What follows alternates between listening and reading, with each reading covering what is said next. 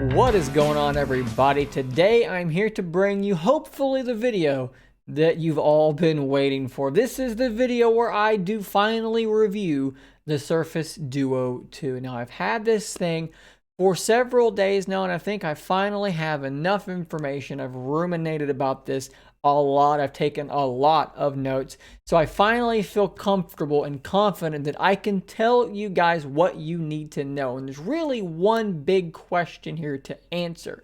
Is it better than the original Surface Duo? And if so, is it now worth buying? I hope I can answer that question for you guys and gals by providing a ton of information here about Surface Duo 2. So let's jump into this thing now. Surface Duo is a very strange beast, and Surface Duo 2 is also a very strange beast. If you are a part of the uninitiated, let me just quickly explain what this device is, because there is a ton of confusion, not just from consumers, but actually from a lot of reviewers about what Surface Duo and by proxy Surface Duo 2 is and what it's actually meant to be.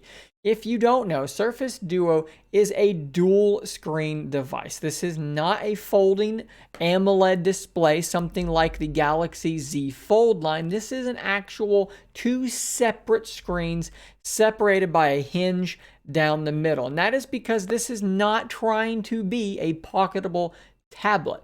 No, instead, what this is trying to be is it's trying to be something that replicates the dual monitor setup that so many of us do use at our house or at our place of work.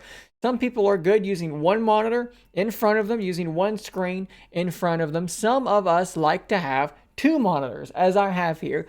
And so by virtue of that, having two monitors on my mobile device makes a lot of sense to me. Now, this is not something that's going to make a lot of sense to everyone. Not everyone's going to look at a dual monitor phone and go, oh my God, that makes sense to me. I want that. But for those of us for whom it clicks in a really particularly special way. When it comes time to multitasking, having two screens is superior to having one big screen. Now, keep in mind, you are talking to someone who did daily drive a Z Fold 2 for several months, about half of a year in between the first Duo and Duo 2. And I love the Z Fold 2. It is a tremendous device. And yes, you can use software to split screen two apps at once. But you don't need to use software on Surface Duo 2. All you need to do is open another app on the other screen, and it does work better. Trust me on this, and I will demonstrate this a little bit here as well. It works extremely well, and it worked really well on the original Surface Duo. But the problem with the original Surface Duo for me was basically two big things. One, there were a ton of bugs, and two, the camera was absolute garbage, and it was something that was between the bugs and the quality was virtually unusable for me. So they've addressed these things on Surface Duo 2. Obviously, there is a big camera bump on the back of Surface Duo 2. We'll talk about that as well. And the software has been improved. Has it been improved enough? Is the camera good enough? Well, we're going to cover that stuff here going forward. Okay, so let's do a quick demonstration here of exactly what I mean when I say that a dual-screened phone, a dual-screen mobile device is just great at multitasking. So here we have the actual Surface Duo 2 itself, and it is pretty simple here. There's a USB-C port down there in the center. You have a fingerprint scanner, power button combo. You have a volume rocker, a big camera bump, and a really nice hinge down the back. When you open this thing up, you do then see those two big 5.8-inch screens. If we hit the power button here, which is also the fingerprint scanner, it will unlock for us pretty darn quickly. And now you're looking at just the sort of desktop experience. And it's pretty simple here in terms of the launcher. It's just a pretty basic launcher. You have multiple pages that you can swipe through. You have a feed of widgets here on the side, which are things that you can customize and do whatever you want. I have a to-do list, a calendar, OneNote, and things like that running. Let's say you wanted to get a couple of things done there. Let's open up Twitter. And then let's say as you're scrolling through these tweets, there's a link somewhere in here, something you'd like to open. If you click on that link, it's going to open up in a browser, which you can then put onto that other window, that other screen. And now you've just got both applications open, running at once, and they will run simultaneously. You can do whatever you want on both of these things at the same time. Let's go back home and let's just say now we're going to open up Outlook to do some emails, but maybe we're bored while we're doing those emails, so we're going to go ahead and open up YouTube as well. We'll turn on the volume here, and let's just let a random video play while we're sitting here going through our emails or what have you. It just works that easily. And here, if I were to try to replicate that type of experience and flow on a Z Fold device, yeah, it could be done, right? Let's go ahead and open back up the email app, and let's open YouTube back up again, and we'll replicate that over here. So we can open up Outlook, and then I can come over here and use my taskbar, drag YouTube over and drop it.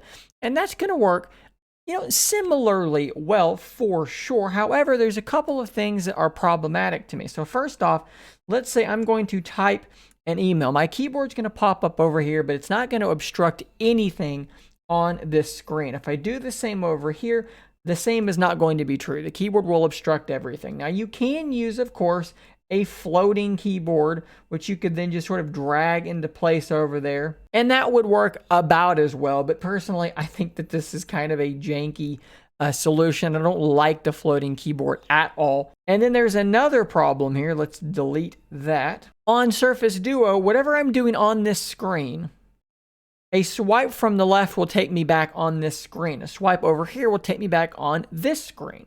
On the Z Fold, whatever window was last active, right? So if I'm going to open up this email, I can swipe over here and it'll take me back over here. So sometimes I will instinctively have something running over here, but I want to go back on this screen. So I swipe over and I go back on the last used app. Those two things are extremely annoying to me, and that's why I prefer having a dual screen device in terms of productivity.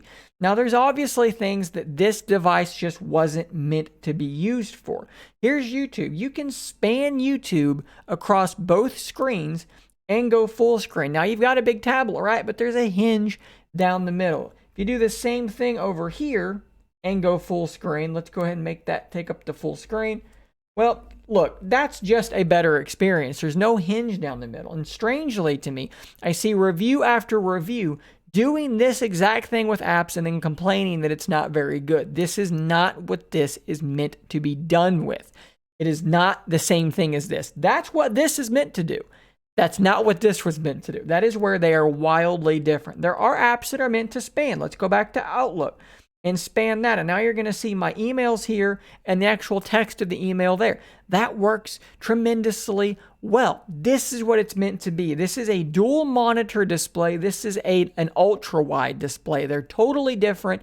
This can ape some of the things that this can do, but it will never do it quite as well as Surface Duo, quite as well as having two physical hardware displays. And now, while we're talking about these two big, beautiful screens, I do want to point out that these are now running at 90 hertz for the refresh rate. So you're not going to see this in the video, but in person, they look very, very smooth, very, very fluid. In terms of brightness, I find them to be absolutely fine. Using them outdoors is not a problem at all. The colors are quite vibrant. In general, the screens look and perform very, very well. Now, there is another thing about these screens that is interesting. They actually curve in at the hinge, which allows for a rather odd feature. When the device is closed, a little bit of the screen is actually exposed here, so that if I were to get either a phone call, a text message, or a Teams message, I will see something light up here and I will have a little bar there showing that going on. In fact, if I were to hit the power button, you're going to see the time will appear right there. So basically the idea here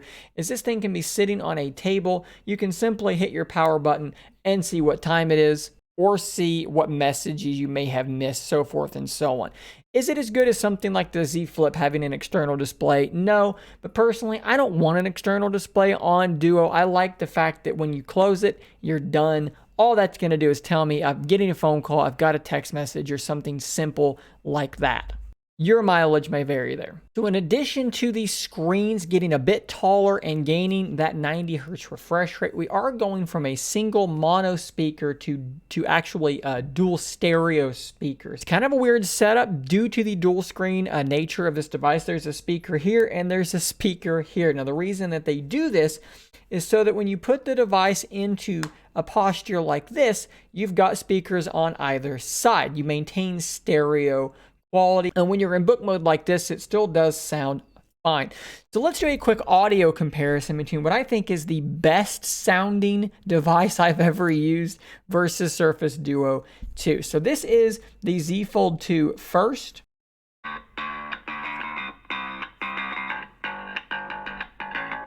Your phone app. It's supposed to. And now let's do the same on Surface Duo 2.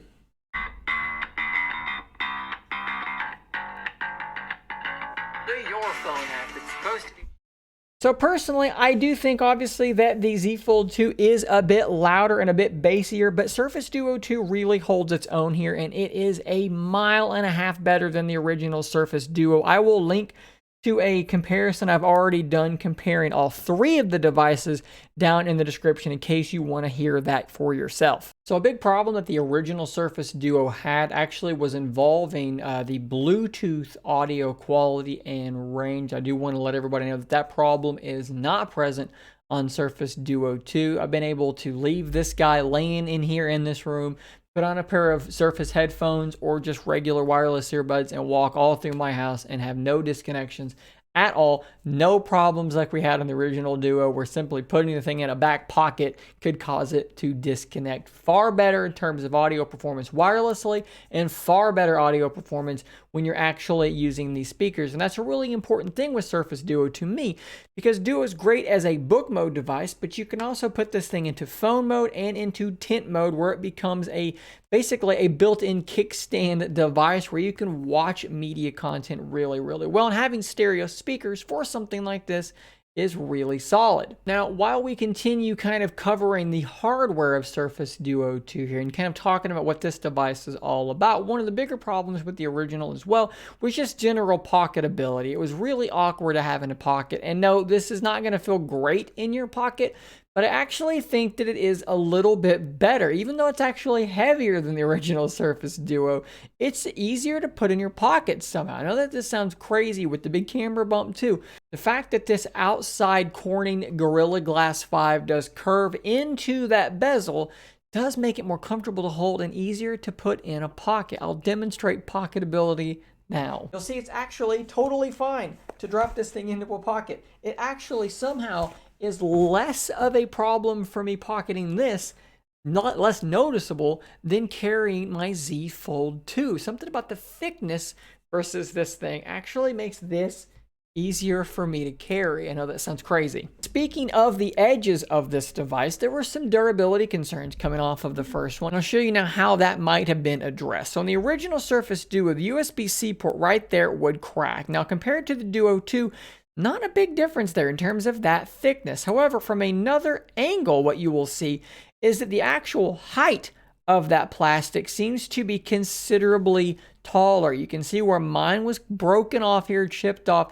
Look how much taller that is there. Now, if that does continue through the device, that might make this a lot harder to break. The materials do feel different. I can't tell you exactly for sure what it is. It is still plastic, but it does feel different to my touch. And sticking with durability, like I just said, Gorilla Glass 5 and Gorilla Glass Victus on the inside. So they've addressed durability in a few ways. Okay, so we've talked about the hardware, we've talked about the speakers, we've talked about the screens. There's one thing that we haven't really talked about, and it's kind of the elephant in the room, and that is the cameras.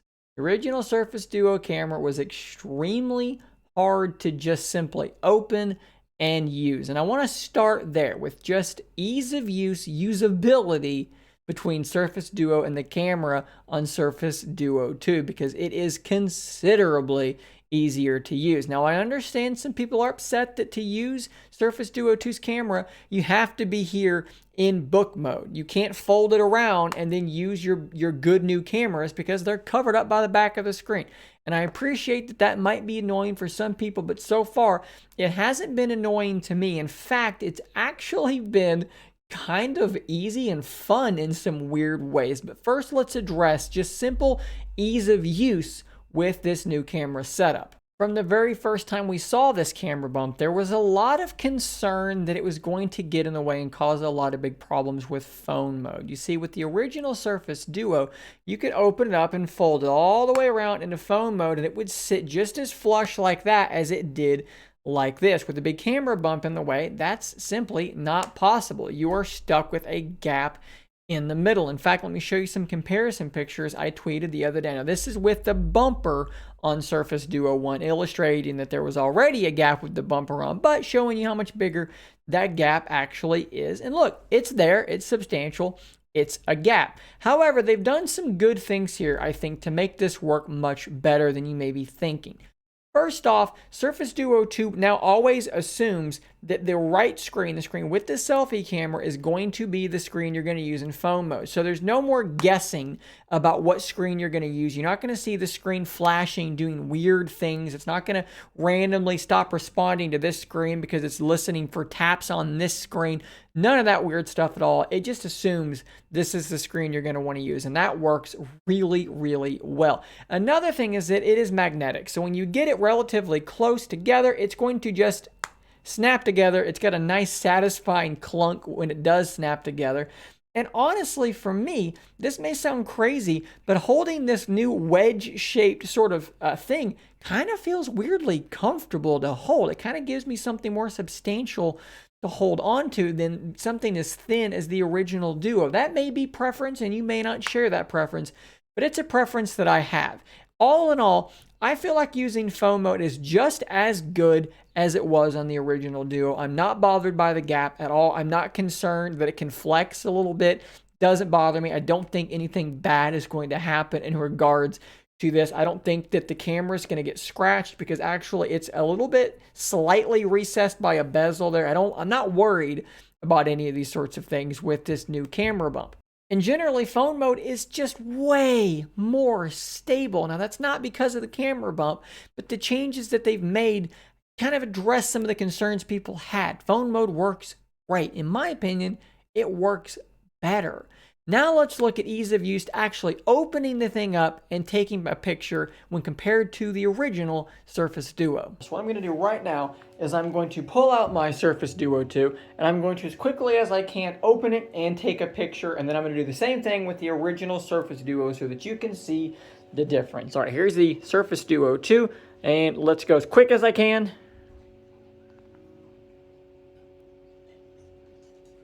Okay, there you go. How was that for relatively quick? I do want to point out that that shutter lag you saw there in the beginning seems to only happen when you very first open up the app quickly like that. After that, there's pretty much no shutter lag at all. It just seems to happen when you freshly launch the app and take a picture very, very quickly. All right, now we're going to do the same thing with the original Surface Duo, taking a picture out into the world. So as quick as I can, let's open it up, let's unlock. Let's fold it around. We'll double tap the camera button, the power button rather, and we're going to take a picture. I hit the shutter button. Did it take? I don't know. We're still waiting. Okay, it just now took. That was a heck of a shutter lag there. The same really can't be said of the original Duo. There is a considerable amount of shutter lag even after the app has been running. So which one do you think was faster and easier to use? You let me know.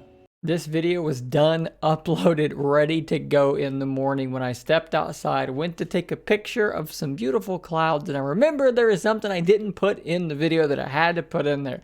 I talked about how the ergonomics of taking pictures with Surface Duo 2 was actually kind of good, and I didn't ever explain it in the video, so here is that part of the video that I forgot. When you're using this thing to take pictures, the default setup looks like this. Like I said, you have your viewfinder here and your last taken photos here. So you're going to hold it like this to take pictures, right? A lot of people have said, well, yeah, but when you want to take a landscape picture, you wind up holding it like this. Isn't that going to be awkward? And I actually have found that no, it's actually really good. And here's what I wind up doing. Your camera's here, your viewfinder's here. Well, if you take it and you move the viewfinder down there, now what you can wind up doing is you can wind up holding the thing like this, like a DS or a Game Boy or something, and angle yourself in such a way that you can basically take a picture up at a tree or something like that. You're basically no longer having to hold the thing up like this to take the picture. You can take the picture like this in a far more comfortable position to take that picture, and it's really nice and stable because you're holding on to it like a Game Boy or something, and it works really, really well. Of course, this is subjective, but I find that it's really good that way. I also forgot to mention one additional kind of intelligent quirk when you're in the app here. If you go to fold the screen back around, you put it into phone mode, it's going to automatically switch you to your selfie camera when you reach the point where you're just going to be taking a picture of the back of your device. So I think that's a relatively intelligent operation. There is one more kind of weird thing that you can do if you actually want to use the selfie camera as your primary camera, because some people have wanted to do that. Well, you can do it. It's just kind of weird. What you can do is when you first fold the thing around, it will automatically assume this is the screen you want to use. But if you do it this way, with this screen being the one that's out, it will ask you to double tap to switch screens.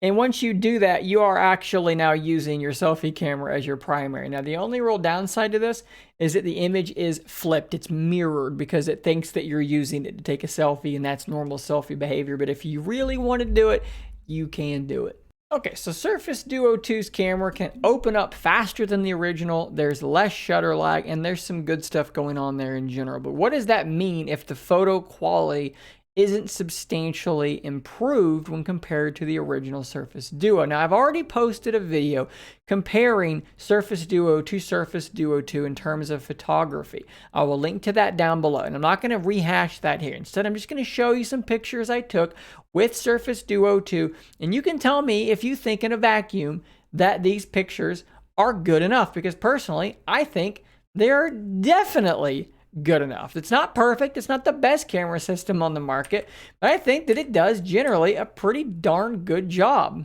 Okay, so let's look at some basic photo samples here taken on my Surface Duo 2. And I think generally speaking, the camera is more than passable, and it's much, much better than the camera on Surface Duo the first. I'm just going to let you look at these pictures and you just tell me what you think. Looking at this creek down here, let's zoom in and look at some of the detail here. I mean, is it the greatest detail in the world? Is it the greatest lack of distortion on an ultra-wide camera in the world? No. But as a whole, taken as a whole, is this picture fine? Absolutely, it's fine. This is something that if you wanted to post, you could. The dynamic range is good. The color reproduction is accurate. Looking at this image of this field, there's a lot of detail that could be captured here using, this is just the standard lens here. And again, detail is quite good. Dynamic range is good. You have shadows. Things aren't wildly overblown. Looking quite solid. Using the telephoto here, it is a 2x telephoto. Detail, again, pretty solid. Nothing too crazy. This is a fine looking image. Back to the standard camera here. Look at our shadows. Look at our detail. Is there anything really worth complaining about here? Is there anything really all that bad? Going to the ultra wide, same thing. This looks pretty good to me. You know, the green grass looks so vibrant. The blue sky isn't wildly oversaturated. I think this image still looks very good. Trying to get a macro photo here. What kind of detail did I get here up on this close-up? Look at the nice soft bokeh here in the background. Let's demonstrate here the full range we have here. This is with the ultra wide. This is with the standard. Going in 2 times and going in 10 times. Again, is anything here all that bad? You keep hearing in these reviews, I'm sure you've seen in these reviews, how Surface Duo 2's camera, it's still terrible. I don't agree at all. I think Surface Duo 2's camera is quite serviceable now. And even if we're talking about the selfie camera, look at this portrait mode shot. This is pretty good. In fact, I took a similar picture with my wife Jessie's Z Flip 3 to compare it to, and they look very, very similar. And I would actually say that the Duo 2 has better detail than the portrait selfie on the Z Flip 3. The camera is so much better than on the original Duo. And when it's compared to the breadth of phones on the market, I think it's able to hold its own. Now, I will have a comparison with the Z Fold coming up later on this week as well, and I think the results are going to surprise you. The only place where Surface Duo 2 really struggles when it comes to the camera is in 2 places. One, video stabilization is terrible. It says it has OIS. I'm not convinced it's turned on. The stabilization is awful. Video looks okay. I've shown you this already. Again, link in the description if you want to see video. I've actually got a dedicated video to that coming out as well later on this week. But stabilization, not good at all. And number 2 is just bugginess with the camera app. It's not horrible, and it works relatively well most of the time, but it does have issues. One of my favorite things about the camera app is that when you launch it, you will see your last taken picture here and then the viewfinder here. And it works when it's working, it works really well. But occasionally it will have a hard time rotating like that. It's a little glitchy when rotating. And every once in a while, I mean twice, the whole time I've been using this thing, I have gotten an error code followed by the camera app actually crashing, which is what you're looking at here. And again, this has happened to me 2 times while I've had Surface Duo 2. So not the end of the world, but yeah, the camera app is a little bit buggy. Is it still a million times better than using the camera app and the camera in general on Surface Duo 1? Absolutely yes. What I will say is that if you are one of those people who could not carry Surface Duo as either your only device or maybe at all because the camera was so bad, for me, that is no longer the case. The camera is not something I'm going to pull out and have to fumble with and miss the shot or take a picture that I think isn't even worth posting. Surface Duo 2 will handle the photography that I need to do while I'm out and about absolutely fine. Do I wish that stabilization was a bit better? Sure. Do I wish that night mode was a little bit better? Absolutely. Do I wish that the shutter lag was a little bit quicker sometimes? Yeah, there's definitely room for improvement. But is this a camera that I just simply can't carry? I'm going to have to use a different device because I can't take pictures of anything when I want to? No, that is no longer the case. So let's talk now about battery life. On the original Surface Duo, it was kind of middling, right? Some days it was fine, other days it was a little less than fine. I think Surface Duo 2 is probably going to be pretty similar for most people. I'm getting around 4.5 hours of screen time for the most part, unplugging it at about 7:30, plugging it back in when I'm going to bed 9:30 or so. Gets me through the day absolutely fine. Now, if I do go out and take a whole bunch of pictures and videos like I've done some of these days, yeah, I've been able to kill it much, much sooner than that. But typical standard use, I think you can probably make it through the day. If you do need to top off, I think this thing charges at 23 or 25 watts.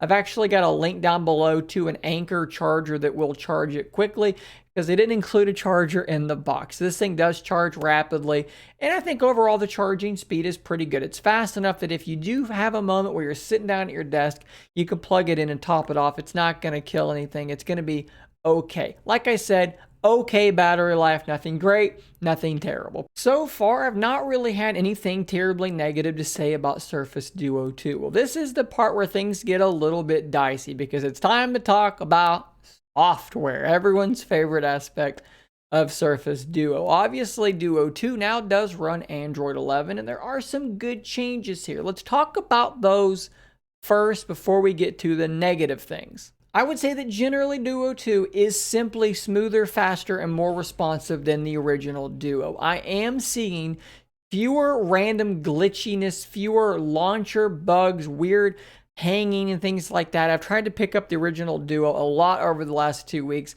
and it seems like at least once a day the thing is totally locking up on me, doing really weird things. Now, I know some of you are going to say, my Duo doesn't do that, and I appreciate that. I get that. Mine does. Mine is extremely laggy. It's been reset multiple times. This thing is nothing like that. This thing has not at any point crashed or randomly rebooted. Nothing like that. From normal moment-to-moment use, it is fast, it is smooth, it does what I expect it to do. Now, there have been some launcher bugs. I'm not going to tell you that there haven't been any at all because there have been a couple. I think it's happened like 2 or 3 times, but I've not actually seen any since the last update. Maybe that's a coincidence. Maybe it's not. But this is what we're talking about. Got all of our icons over on one side. That's a little bit annoying. How about this one time I unlocked it and the launcher just didn't want to load? That was fun. Eventually I just rebooted it and everything was fine. And I think there was another launcher one that I screenshotted, but I can't find a screenshot of now. Just where the launcher got kind of weird and I had to close it, open it again, and it was fine. We do have a fancy new power menu. If you hold down the power button, you get the option to power off, restart. You get an emergency button there, but you also get control of your Google Home devices. So I can control my lights, my cameras, all sorts of things like my thermostat right here from this power menu because of Android 11. I really, really like that feature. And it's a small thing, but it's really good to see. We have a new way to take screenshots. So the standard way, power button and volume down, does work. However, if you swipe up and hold to go to the multitasking view, you'll actually see a screenshot button there. And whenever you touch that, it will screenshot just that app and give you a menu to go in and go ahead and edit that picture, to crop it, do whatever you need to do, and then send it off. This is actually really, really good, because if you're in book mode like this, let's say you have a message up where you're going to send something to someone, you want to send them a screenshot. Like, let's say I'm going to tell my wife that there's rain coming. I can open up my weather app, I can swipe up and hold, I can screenshot just that app without having to go to, phone mode or anything weird. And then I can just come over here and send it to her. It works really well to just take a screenshot of an app and send it. No weird extra steps like we're used to on the original Surface Duo. I am also not seeing at all, thankfully, the random black screen bug where you were using your Duo in book mode and one of the screens would just shut off. This would happen while I was using it. It would happen a lot when my phone was in its car mount. If we're on kind of like a bumpy road, one screen would just shut off. That has never happened on Surface Duo 2, and I'm so happy about that. All that being said, Surface Duo 2 does have one more problem that I've not talked about here. And it's regarding that swipe up to go home or swipe down to pull down your notification shade. What I'm talking about is basically this. If you're in an app, let's open something up here, and you want to go home, you're going to swipe up to go home. And as you saw there, that worked perfectly fine. But the problem is that sometimes it just doesn't. I'm probably not going to be able to do it on screen, as that typically goes. Everything's working fine right now. And a lot of the time it does work fine. But every once in a while, maybe it's like 1 in every 10, you'll do it 3 times before it'll work. Same thing with your notification shade. Sometimes I'll go to get my notification shade. Same thing, it's going to be camera shy and it's not going to do it. And instead I get that menu because it just didn't register that notification shade. Same thing, maybe it's 1 in every 10 times. That was something that initially, moving from the Fold, which never does that to me, to this was a little bit annoying. But over time, whether I'm getting better at it, I don't know if this last update made it better or not, but it's bothering me less and less over time. Another issue that I haven't seen covered in any other review, but was actually pointed out by Daniel Rubino on Twitter, is kind of a weird quirk and a difference in how Surface Duo 1 handled using both screens versus Surface Duo 2. And I kind of wonder if it's a bug similar to the fact that when you launch an app, there's no launching animation. They just kind of pop out, like I've talked about in a prior video in my first impressions. I wonder if this too is a bug. So in the past on Surface Duo, if you had an app open and then you clicked on a link, it would open that link on the other screen. So it's opened up my browser, but it didn't move it over to the other screen automatically. I have to actually drag it over, then Twitter opens back up. That is weird, and it kind of defeats the purpose of having dual screen a little bit. I do want to stress that it's literally that difficult to move it over to the other screen, so it's not like it's the absolute end of the world. But I have to tell you, it's a little bit irritating that it's just remembering the last place that app was open instead of just automatically moving it over to the other screen. And I can demonstrate that with the original Surface Duo. Let's open up that link and it's going to move that browser over to the open screen rather than just occluding Twitter. That is a better behavior, and I'm hopeful that that's something that they can get remedied and fixed, just like the missing application opening animation. I also want to point out that some people have talked about problems with touch registration while typing. I've not had that problem at all. No false swipes, no missed key presses. Typing has been really, really good for me, better than it was on Surface Duo 2. Whether you're swipe typing around or you're thumb typing, it's been very good. It's just exclusively been going home, pulling down for notifications, even swiping up to hold to bring up your multitasking. That's never been a problem. Just the 2 things I just mentioned. And in all honesty, it's really not that bad. And when you compare it to how the original Duo was early on, it's not even close to being as bad as that was, as far as I can tell, as far as I can remember. At this point, I've given you about half an hour of thoughts on Surface Duo 2, so maybe it's time to start wrapping things up. What do I think about Surface Duo 2? Am I enjoying it? Absolutely. I'm enjoying using a dual screen device again. Am I thinking about, missing the Z Fold 2 for really anything? No, I'm actually not. The camera is absolutely good enough to make me not worry about having to carry another device. Even though the camera app is a little buggy, there are some problems with that app. It's good enough to get me by. Am I getting so frustrated with random glitches and the rotation being super slow and missed taps and missed swipes that I don't want to use the thing anymore? No to that as well. I am totally fine. Yeah, I'm going to miss the swipe up to go home gesture every once in a while. Now, that may bother you more than it bothers me, but for me, it's not that big of a problem. It's really sporadic. Am I getting frustrated that typing doesn't work very well anymore? Actually, I think typing got worse on Surface Duo. No, typing seems to be very good for me. The launcher glitches are extremely rare for me at this point. Surface Duo 2 is what Surface Duo 2 should have been by the time we got this far. There are so many fewer bugs. The performance is so much smoother. That refresh rate is so much better. The camera, on and on and on. Surface Duo 2 is a far superior device than Surface Duo. And I really do think the best way to look at this is that Surface Duo 1 was that first attempt. And was it 100% of the way to where it needed to be? No, maybe it was halfway there. Surface Duo 2 is not halfway there. It's even closer. It's not 100% either.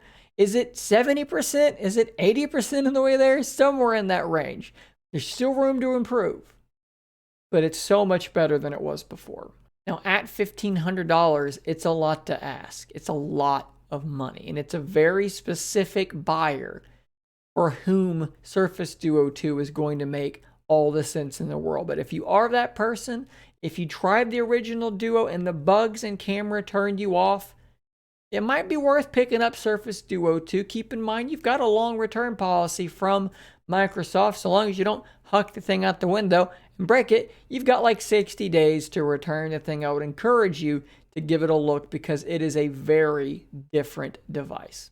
If you made it to the very end of this video, thank you so much for having done so. Guys, stay tuned for a ton more Surface Duo coverage just like this. And until next time, stay nerdy, my friend.